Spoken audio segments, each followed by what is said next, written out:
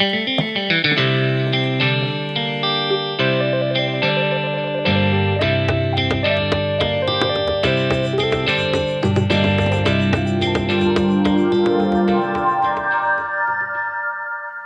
everyone, and welcome to the Honor the Feminine podcast. I'm your host, Shannon Ledford, and today we have Pema Schott with us. And I'm always excited, but I'm really excited. She's a fellow podcaster, which is always fun.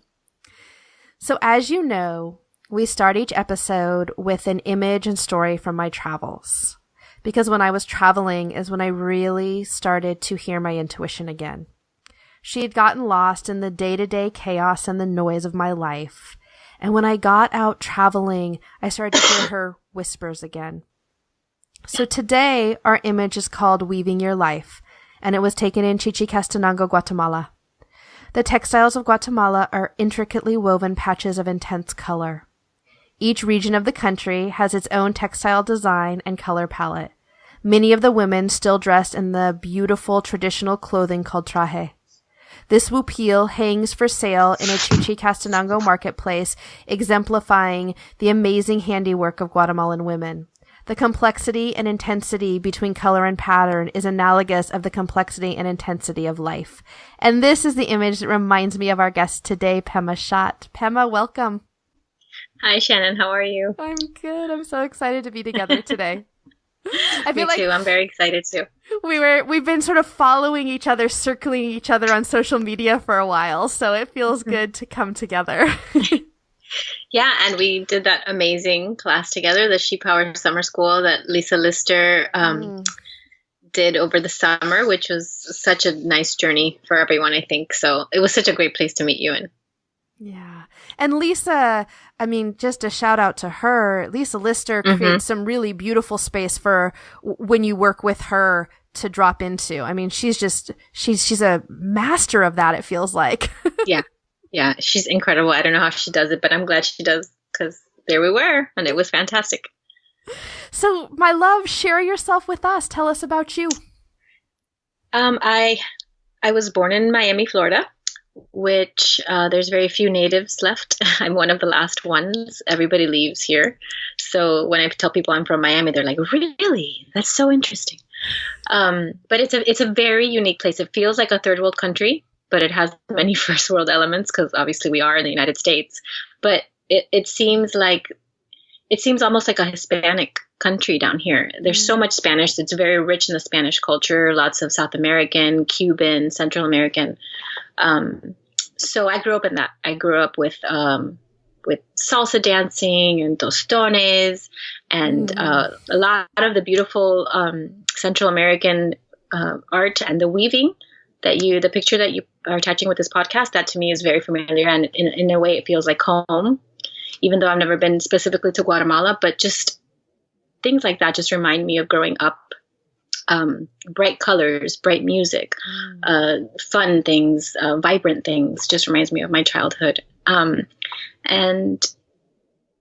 I grew up here in that, and then I went to college here because I was kind of chicken shit to leave.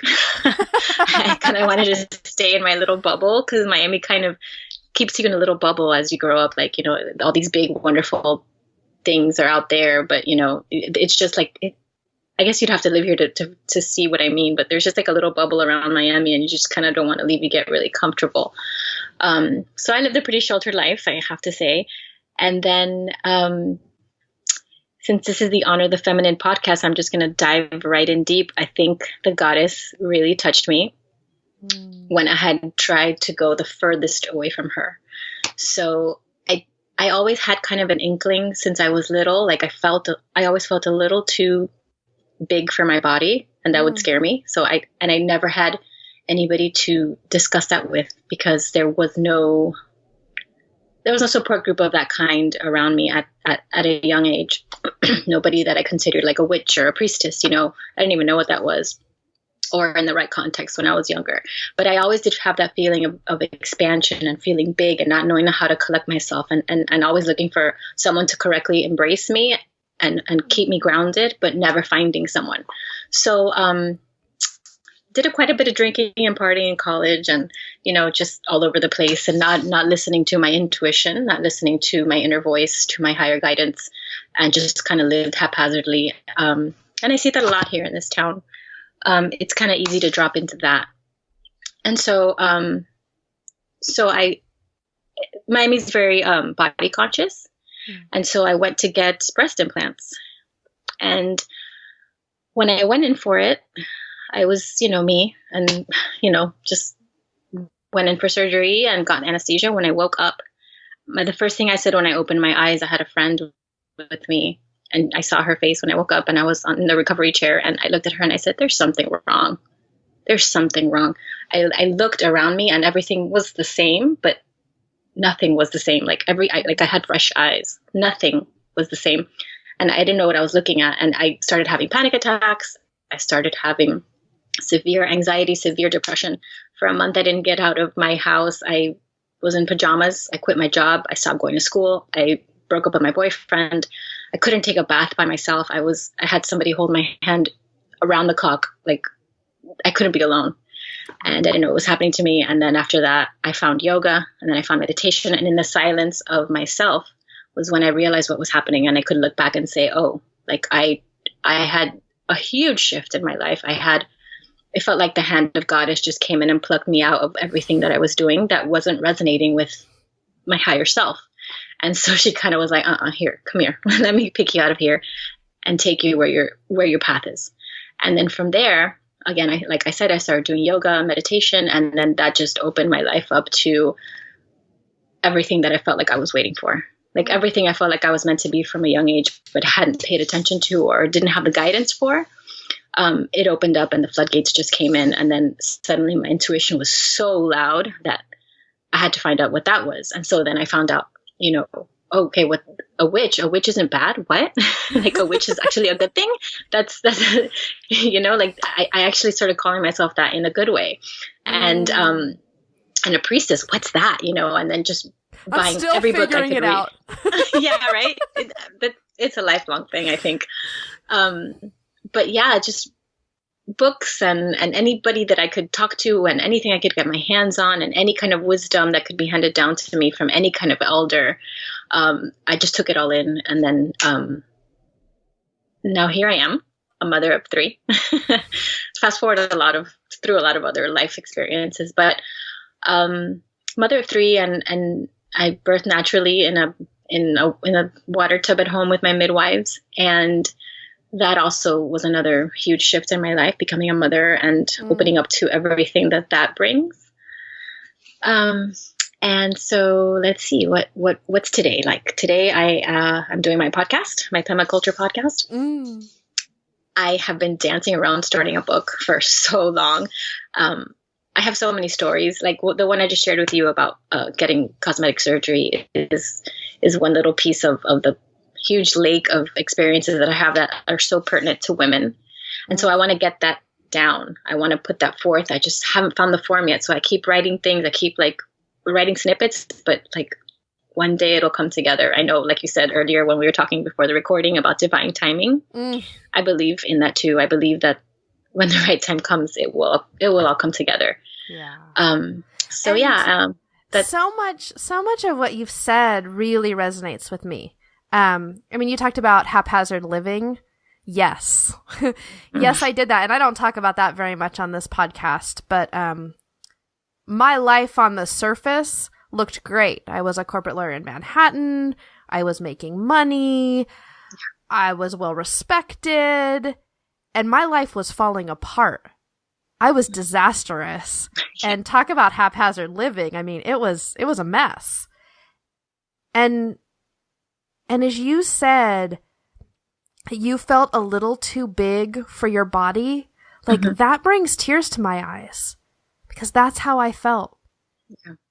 And so the idea of being a witch and being a priestess, those are all new concepts for me too in the last year.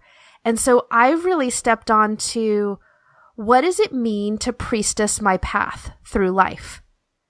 And what does that mean day to day? because I'm a mama also, and there we have a household and my husband, and so it's not about living in a temple somewhere. It's about, how do I step into my inner priestess with my intuition day to day and walk the path? Right. That's the hardest thing. Yeah. It's really hard to, sometimes it feels really easy the days that things are flowing really well, but most of the time I feel it's challenging to bring that intuition and the feminine and all the mysteries that we're trying to discover and sift through and feel what's right for us. It's hard to bring that into the day to day. So I totally agree with you. Yeah. And it's a fun place to play. It's really enriched my life, Yeah. Yeah. But it isn't always easy. No. But talk about, again, taking it back to the weaving your life, and the colors and the textile and the patterns. Like, talk about colorful. I mean, like, walking that goddess path is so colorful. I mean, it brings so much to your life. So yeah, I'm so glad you said that, because it's true. It's a whole other ballgame now for me. Mm-hmm. And it's funny. Sorry, go ahead. No, you. Oh, I was just going to say that I tell my husband all the time, my husband's always been who he was. He's always been this really calm, centered, beautifully balanced. His heart has always been so open and giving. And he was like, since he was born, I was like this kind of hot mess that had to figure it out, So I tell him, if we would have met in college, because we were in the same college at the same time, and we were in New York at the same time. And I said, if we would have met any time we should have crossed paths, you would have just like walked right by me. It would have been like, no, thank you. I don't want any of that. But now it's like we make perfect sense and we're such compliments to each other. And that's one thing that I always think about. And I'm so grateful for it. He's kind of like my mirror. Like, I look at him, I'm like, I have this excellent human being who wants to walk this path with me. And that was not possible until all these amazing things came and just, shifted my whole being around. So I'm grateful for the it was painful at the time, I have to tell you. So, and I can't say I'm grateful for the pain, because it was really hard to go through all these, this up leveling, but, I'm grateful for it all. The bad, the good, the seemingly painful, and all the changes. Yeah, I'm with you. And all of that molds who I am today. And I'm a woman who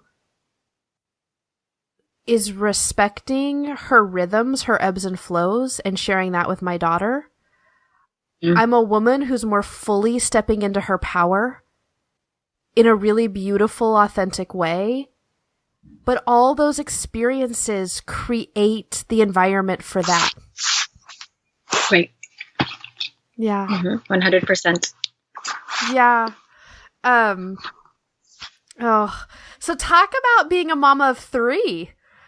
Talk to us about the shift into motherhood a little.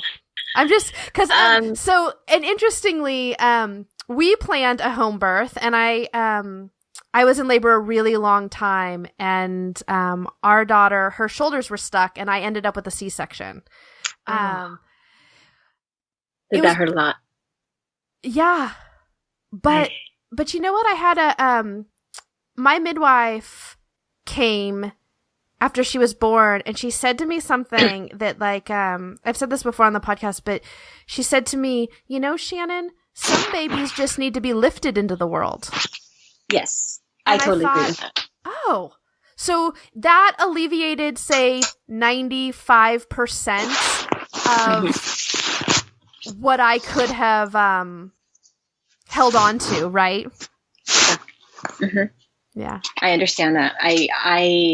I was lucky to have midwives that were very in touch with the possibilities of not home birthing. My midwife was a midwife who's been around for about 30 plus years, and her team was they're newer, but they were amazing as well. And they were very, without scaring you, they were very good at saying, okay, if you have to end up at a hospital, what would you do? How would you feel? Go through that process and just hold it for a while and just put it away over here for a little while in case it's a possibility. Always dream of the perfect birth that you want, but always know that that's possible, and really just walk through it in your mind, visualize it, and then let it go. Just, put it to the side just in case, because it's true, it's possible. And, I was lucky enough to have the births at home. They were long, they were hard. My second baby was back labor. But yeah. And they kept getting longer, which is so funny because everybody tells you, oh, your body remembers what to do. So they'll get shorter and shorter. And the second and third and however many you'll have, they will be so much easier. I had my first daughter. I labored for 19 hours. My son was 21 hours and my third was 24 hours. So that whole myth about it gets easier, it's absolutely not true. But, there's so much work. I mean, there's so much work involved in labor, and it's not even just the opening of your cervix. It is the opening of your soul and the opening of your heart and the opening of things that you don't even know until years later when you're raising your kids and you're like, right. Wow, I remember that. Like, I remember going through that whole, like that little passage during my labor process, and so I think it kind of informs a lot later. So I love labor. It hurts. It hurts like bloody hell, but I just love it for what it does. And what happens inside. It's so juicy and so good. Yeah. I think there's this beautiful thing around, every woman and every birth is different. Mm-hmm. And, yeah, it's, I had actually a really, easy pregnancy, but a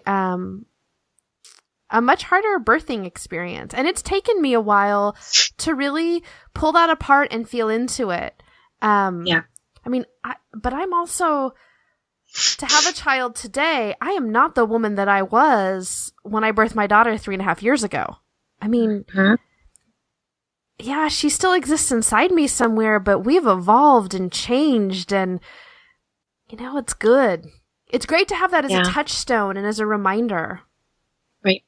And, I totally know what you mean, like how hard it is to get over labor. Like, I don't think enough people talk about that. I think, oh my God, and I don't get me started about about all the things that we need to talk about that aren't talked about. I could do a whole other podcast about that. But taboos, oh my God, taboos, they just drive me bananas. But just nobody ever told me that labor was something that you might have to, not always, not all women have this, but I remember that I kind of had like post-traumatic stress. Like it was so hard and it was so painful. My first one, I said, absolutely not. I'm never giving birth again. And a lot of people say that. A lot of women say that. A lot of women, say that for a year or two and then they forget and they have another baby. But I had postpartum depression for a year. And I remember right before I gave birth, I was kind of total free spirit. I had met my husband and I didn't like the job I was in. I was a hairdresser at the time, and I just wasn't feeling right anymore about putting chemicals in people's hair and inhaling all that spray. And, even the most natural thing is kind of harsh for you to be breathing all day. So I just wasn't feeling good about doing that to people, even though, they were paying money and they wanted it. I myself didn't feel good. So I was trying to like phase out of that. And then, so I met my husband. He had an amazing organic restaurant. He was doing good. He's like, just take some time off and figure out what you want to do next. And so I didn't work for a while. And during that didn't work for a while phase, I was, going to the cafe, reading books, going to the beach, just like kind of on a vacation. And I kind of felt like just really unattached. I just remember feeling unattached to anything. And we're very close. We're very close as a couple, but at the same time, I think we're like Khalil Gibran says, those two pillars with the space between each other, where love is really created. I think that we're totally like that. So we give each other our space, but we're very together at the same time. And so I felt even kind of unattached to him. And I just felt very free. It's like one of the times in my life where I felt the most free. And then suddenly I became pregnant, and I didn't know what was coming. There was a train coming at me at 100 miles an hour, and I had no idea. And here I was, like, at the beach and, enjoying all this time off and just, like, sauntering around the city, enjoying the city. And then I had a baby, and then I had a nursing baby, that nursed for 45 minutes every 45 minutes. So I lived on a rocking chair, and I lived in my PJs, and then I didn't want to leave the house. There came a point where I said, what's the point? I'm just going to nurse this baby forever. and it just felt really depressing, and it felt like Groundhog Day. And she was born on Groundhog Day. It was so funny. Yes. I was like, this day is going to go on forever. And, that is classic. Oh God, Goddess has such a sense of humor. And for a year, I didn't leave my house. I was in pajamas, crying every day, and just thinking, where did my life go, and what did I do to my relationship? I changed it completely. Like, we're never going to be the same. My life is never. I'm never going to be alone for the rest of my life. Oh my God! I'm just thinking, this is too much. I buckled under the weight of it. And then suddenly one day, I decided to speak to a therapist. I decided to start getting out of the house, get more sunshine, start doing yoga again. And then little by little, everything just kind of lifted. But yeah, it was hard for me to get over that labor, just the labor itself, not even the magnitude of having a child, just the labor, the physical thing that it took to get a baby out of your body is wow. So yeah. And I also, just that first year of motherhood, I found it daunting.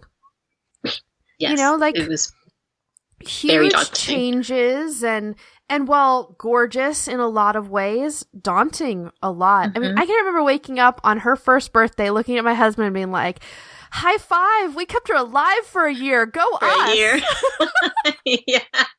No, but I know what you mean. That sense of accomplishment is so incredible. And at that 1 year mark, you're like, oh, I did it. How the heck did I do this? But this is so wonderful. And look at her. She's walking, or if she's not walking, she's starting to say words, or whatever accomplishment that they've had so far. And you just feel like such a part of that. It feels so good. You're like, wow, I helped her do that, or him. Yeah. So yeah, I know what you mean. And yes, there, just like you said, now that it's beautiful and daunting, labor is just like that, beautiful and daunting, because I remember how much I cried at how much I felt pain. And right before, the midwife always told me, when you feel like you can't anymore, that's probably when the baby's going to come out.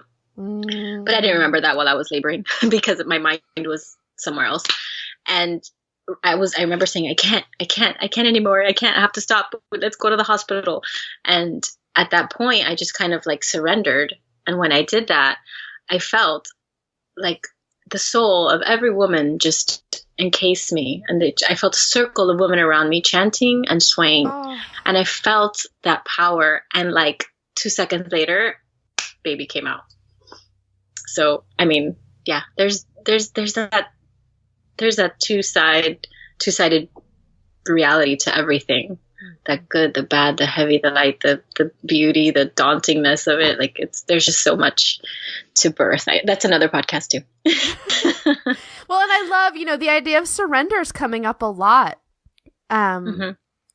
Yeah. And I think it's because this year for me is a lot around trusting, like surrendering to the divine and really trusting of what's coming.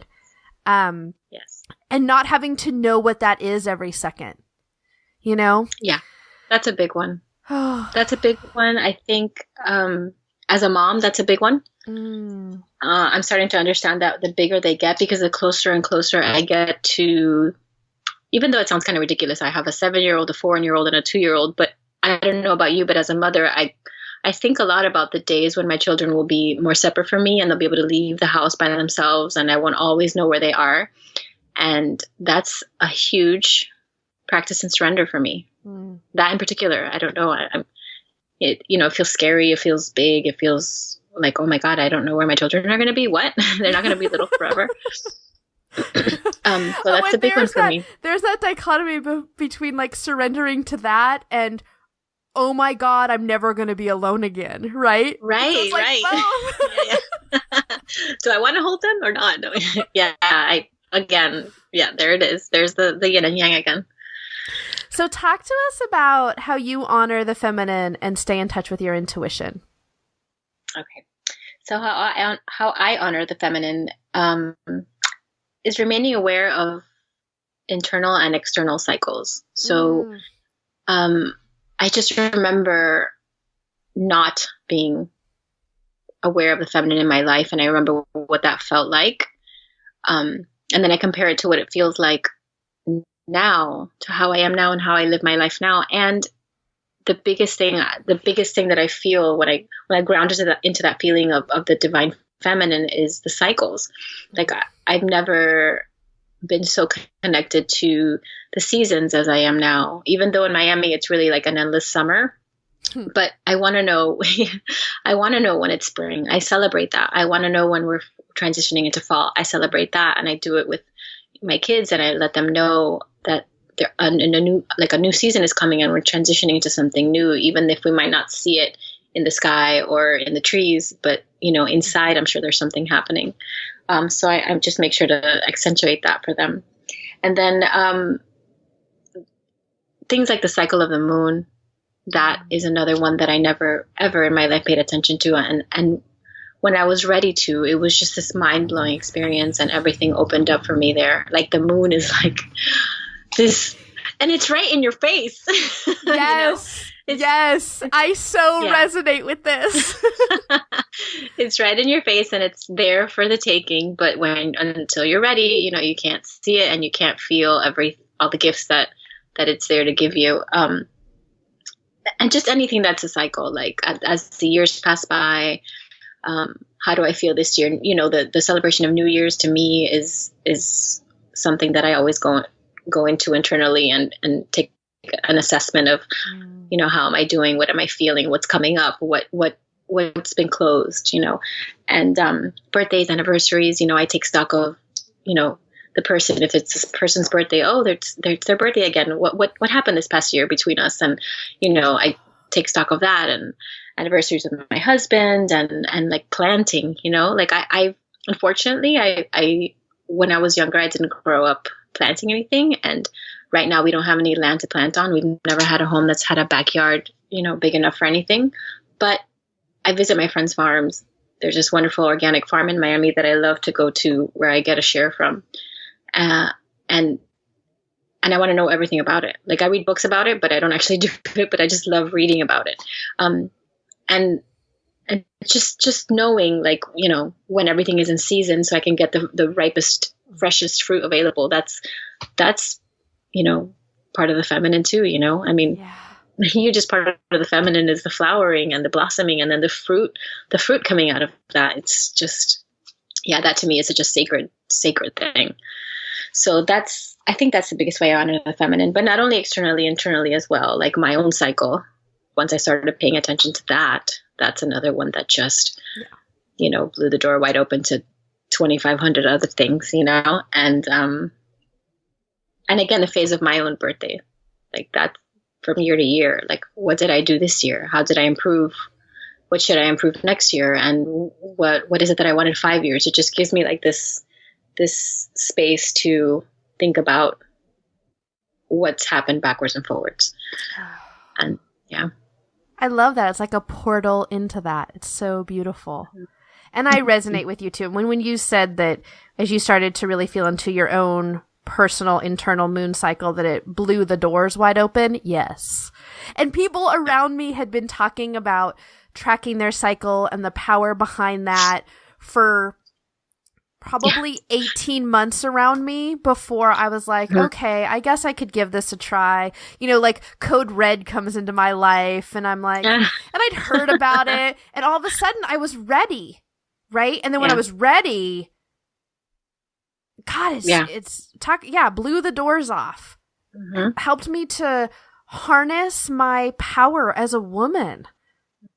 And that's another one of those things that I get furious that we're not talking about. Like that we're not talking to young women on a wider scale about, like, why is is always with wings still happening on TV, like that's okay for the people that need it. I'm not trying to say that it's not, but what I'm trying to say is it can't be only that.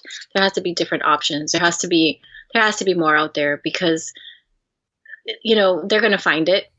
Can we just make it easier instead of having, like me, I had to sift through all this stuff to finally get to cloth pads and then to my cup and then to paying attention to my cycle and then finding out what that means on a deeper level. Like, yeah, we go through these 4 phases, but what do they actually mean? And who are we through these phases? And why do we have to do that? And then what does this mean in my surroundings and to the people around me? And what does this mean, in the grander scheme of things in the seasons, like it's just, I get really fired up about the things that we don't talk about in the world. Yeah. And I think what's beautiful is that as conscious mamas around that, we get to share that with our kids, right? Like, I think it's just so beautiful what I'm able to share with my daughter. And even now at 3.5, she knows, when I'm on the blood, and we talk about that means mommy rests a little more and all of those things. And it's not just for our daughters though. It's for our sons as well. Like particularly important for our daughters, but also like, let's not leave our sons out, because if we're going to create a real shift, it's gotta be with both. Right. I totally agree with you on that.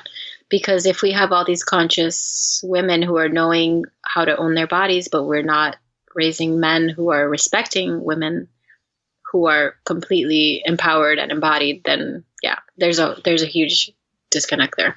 Yeah. I mean, there is now anyway, but you're absolutely right. Yeah, and we get to make a difference as mamas. You know? And that's awesome.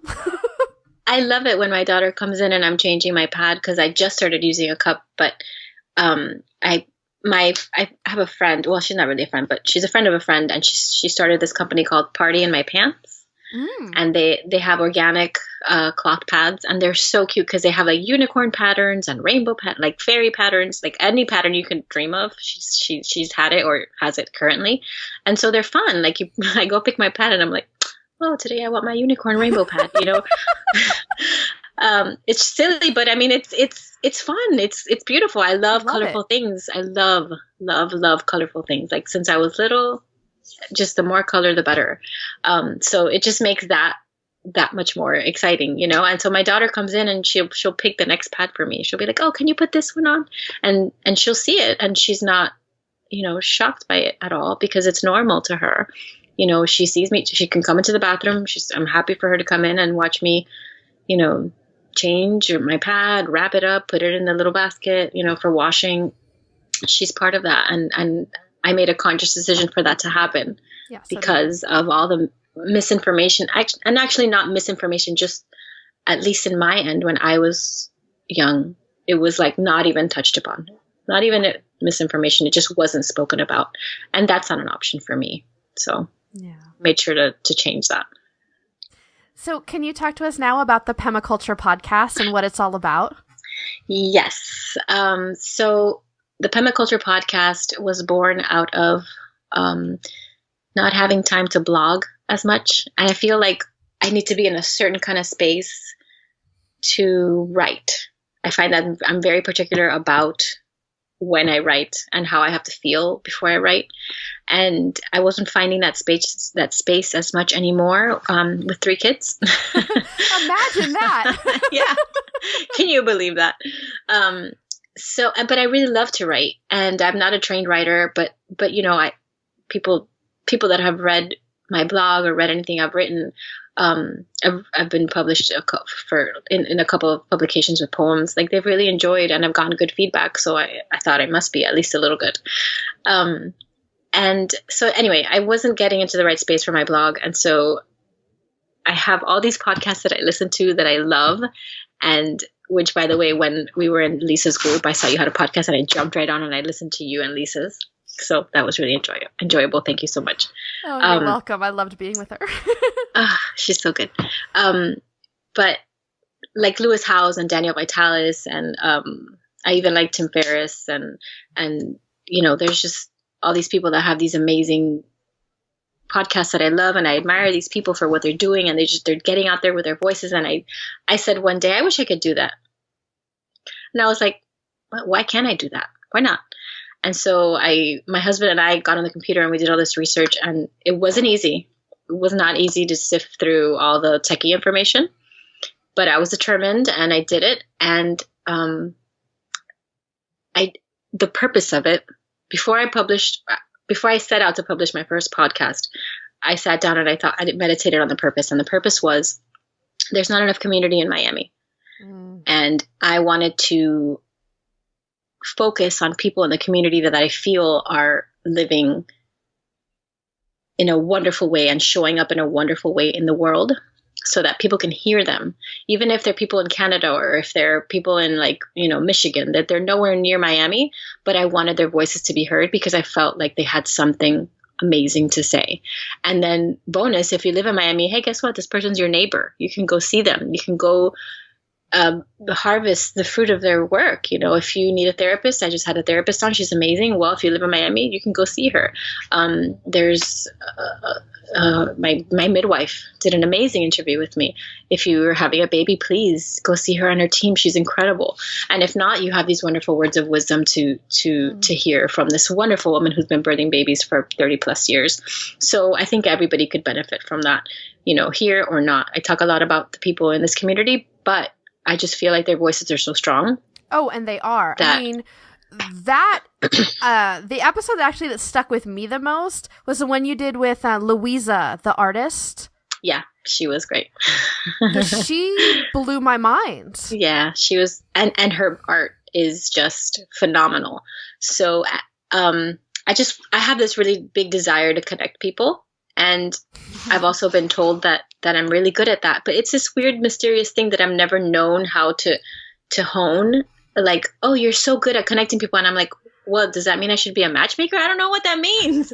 Connecting Girl, people. When you figure it out, you let me know, because my life's work also is around, as a connector, I connect people to each other. And I do it all the time, and I do it innately. And I love doing it. But yeah. And so I totally feel what you're talking about. Yeah, I don't know what to do with it. So, but that was one of the reasons my podcast was born. And I felt so good when somebody, perfect stranger, wrote me on my Facebook and said, I love Luisa's art so much that I contacted her, and she inspired me to have my first showing.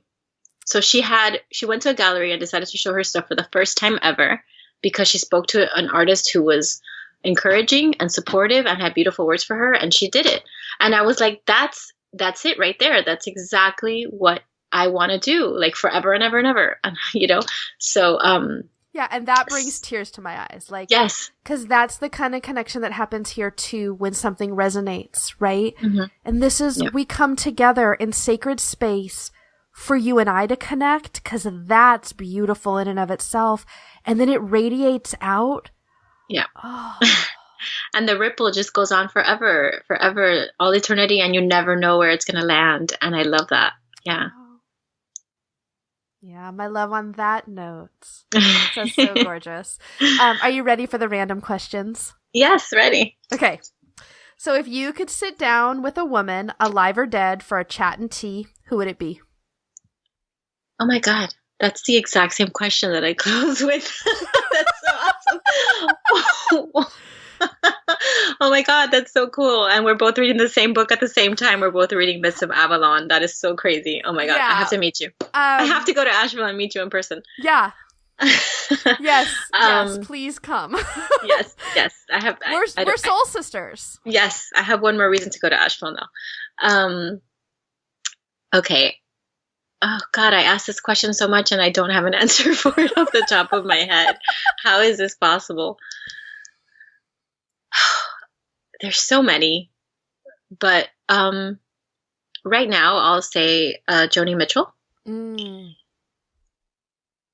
Yeah. There's been moments that I've been listening to her music where she has mothered me through her music and held me in a way that nobody else has been able to. And for somebody to be able to do that through music, through notes, through something that came out of their throat, their fingers on a guitar, it was almost more moving than like if she could have come and hugged me in a moment where I needed it. And I just remember walking those streets of New York completely alone on a Sunday afternoon, and, you know, had my headphones on and listening to her, and just my heart would swell. I just felt like she was my best friend, or a mom, or a sister, or, you know, whatever I needed. She kind of filled it sometimes for me. And I listened to her music, and I just get transported somewhere. I don't know how she did it. And I love that she's from Coconut Grove, which is a town that's just like right over where I am right now, which is Coral Gables.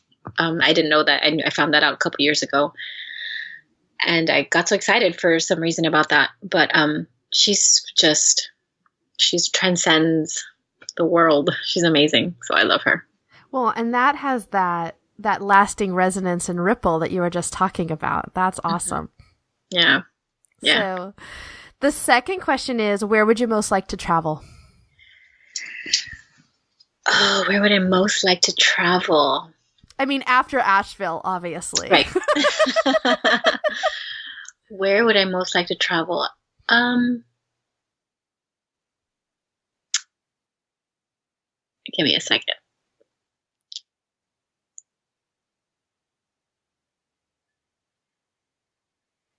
So I would love to, I would love to go to Stonehenge. I would love to go to England. And I just been picturing myself lately since I've been reading this Myths of Avalon book. Just standing in the center of Stonehenge and just feeling the energy in there. Mm. And I don't know how far out this will be for some people, but I really feel like we are worlds upon worlds upon worlds. And so I really believe that if you put yourself in a certain place, there are certain things that you can feel that you might not be able to put a name to, yes, or that you might not even just understand, but that you feel, you know? And I've just had a really deep desire through this book that I'm reading, that we are reading, to be there and to feel that power, that power that worshiping the goddess and being able to openly and actively do that and truly understand what that means, because nobody's interfering. The world's not interfering. I would love to know what that feels like. Even probably I wouldn't even be able to put words to it or understand it, but I want to be there. So that's where I would love to travel to right now. I love it. So how do we reach out and connect with you? I am on Facebook as Pemaculture3. My little name is a spin on the word permaculture, which I love. Because for those of you who don't know what permaculture is, there might be a few. It's the earth sustaining itself, and so that's why I decided to choose Pemaculture. Pema is my name, and the idea of permaculture in the context of womanhood is, a woman sustaining herself in a healthy way, in the way nature intended. So I'm on Facebook as Pemaculture3, and you can friend me or send me a message. I am on Instagram as Pemaculture as well, and I have a website, www.pemaculture.com, which everything's there. My blog is there live. My podcasts are there. I am also a very avid knitter, so I always update my website with what I'm knitting at the moment, because she's super talented, you guys. Thank you. I don't know if anybody cares, but I always post what I'm knitting because I love sharing good patterns, and like other knitters will understand, like, of course you have to share your patterns. Of course you do. And I always update what book I'm reading, because I think books are like little angels. So I really like to share them, and whoever is ready to pick it up, because I love when people have shared books with me that I've been ready to pick up, and when I've picked it up, have like totally changed my life.